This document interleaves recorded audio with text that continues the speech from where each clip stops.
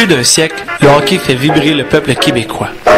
Il réchauffe nos foyers à chaque partie du Canadien et occupe nos fins de semaine à l'aréna.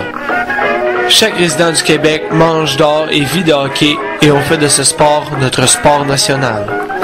Depuis que je suis petit et depuis le début, moi et des milliers de joueurs rêvons de jouer aux côtés des plus grands et de devenir comme Patrick Roy, Bobby Orr, Guy Lafleur, Wayne Gretzky, Gordie Howe, Sidney Crosby, Alexander Ovechkin et bien d'autres. La première fois que j'ai chaussé les patins était durant l'automne 97. Avec le temps, tout comme les autres autour de moi, je commence à voir mon rêve de jouer dans la grande ligue aux côtés de nos idoles s'estomper à cause de mon talent plus limité. C'est en jouant encore avec la même passion et la même détermination que j'ai entamé la saison 2009-2010. Mes premiers coups de patin furent ici, à Trois-Rivières. Je suis présentement secondaire 5 au séminaire de Trois-Rivières et c'est ma deuxième année en profil art et spectacle. Ce profil consiste à expérimenter un domaine lié aux arts. J'ai alors décidé de joindre ma plus grande passion et l'école. Pourquoi ne pas rendre utile à l'agréable? Mon projet consiste à suivre 15 des 25 meilleurs joueurs de hockey nés en 96, afin d'en faire un documentaire.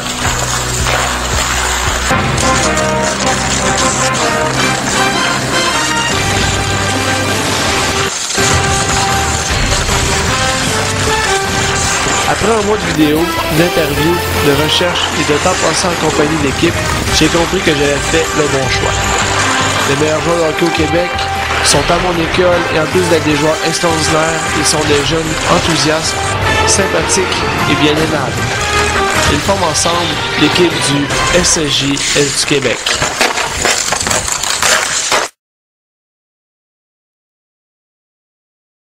Bonjour, ici Maxime Pruneau.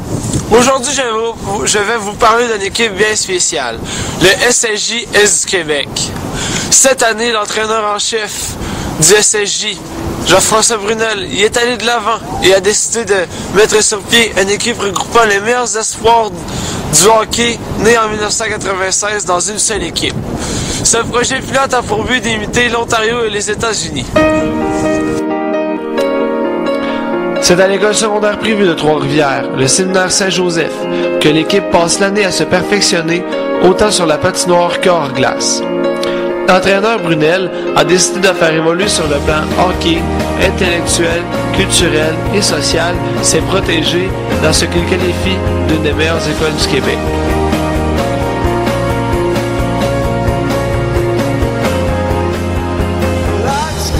L'école n'a dévoilé l'équipe que le 2 octobre. Pourquoi? Le directeur des services aux élèves du SSJ, M. Pierre Normand, nous explique. Je vous dirais, ça s'est fait de façon un peu secrète, si je peux utiliser le terme, étant donné qu'on était un petit peu en marge du hockey qui se faisait traditionnellement, et étant donné aussi qu'on avait recruté les meilleurs éléments dans le temps mineur du Québec. Alors, il ne fallait pas faire trop de vagues par rapport à ça pour susciter la convoitise des autres organisations de hockey, parce que c'était quand même un projet ambitieux de réunir ces joueurs-là dans un cadre scolaire de hockey et non plus dans un cadre civil. Cependant, même si ce projet est apprécié par les élèves, les parents et l'école qui l'héberge, il ne fait pas l'unanimité au sein du comité d'Hockey Québec. En effet, le projet d'essai de M. Brunel n'est pas accepté par ce dernier, car ceci est contre le système de développement d'Hockey Québec. Hockey Québec ne peut pas avoir d'élite avant la catégorie midget et l'équipe de M. Brunel est en quelque sorte un bantam 3. Pourtant, les intéressés adorent ce projet qui leur permet de vivre de nouvelles expériences. Moi, je suis sûr parce que c'est un plus haut calibre de hockey, on a plus de pratique, puis on est tout le temps sur la glace avec les gars, on y va tout le temps, puis c'est fun. Ben, je trouve que les gars sont super cool, là, puis j'aime les entraîneurs aussi. C'est amusant à cause des tournois qu'on fait, puis on pratique à chaque jour. Ben, c'est sûr, les tournois qu'on fait, là, comme on va toujours à l'extérieur, comme aux États, puis on s'en va en Europe, puis tout, puis c'est le fun. Là. Puis, c'est ça, là, être avec mes amis à chaque jour, c'est vraiment le fun. Puis, Ben, c'est le fun parce qu'on a 4 pratiques par semaine, puis quand on fait des tournois, ben, c'est le fun. Ce projet est différent sur 2 points. Au plan d'Hockey Québec, l'équipe élite est appelée ainsi car le Québec n'a pas de catégorie 3A, sauf dans la catégorie midget, et cette équipe regroupe uniquement des gens du même âge, tous nés en 96. Bref, comme en Ontario et aux États-Unis. Avec le refus d'Hockey Québec d'insérer l'équipe dans une ligue, car ceci va à l'encontre de la structure d'Hockey Québec,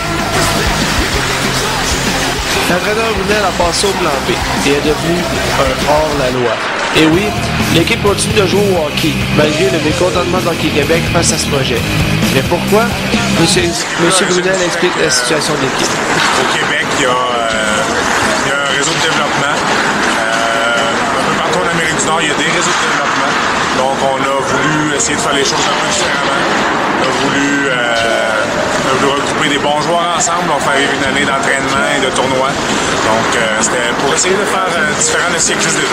La saison de hockey, ça commence du lundi au vendredi, dépendamment si on a un tournoi. Sinon, c'est du lundi au jeudi. S'il y a des tournois, on part le jeudi ou le vendredi. Sinon, quand il n'y a pas de tournoi, les jeunes ils viennent à l'école, font leur pratique, ils repartent dans leur famille. On a un tournoi environ tous les 3 ou 2 semaines. 4 semaines.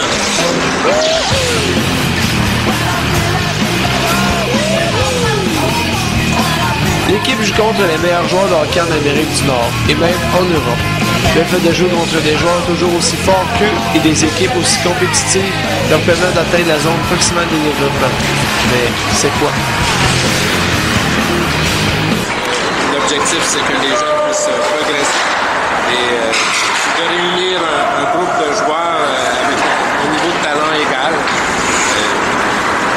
Question de mettre les meilleurs avec les meilleurs pour qu'ils se développent plus rapidement, ce qu'on appelle la zone proximale de développement.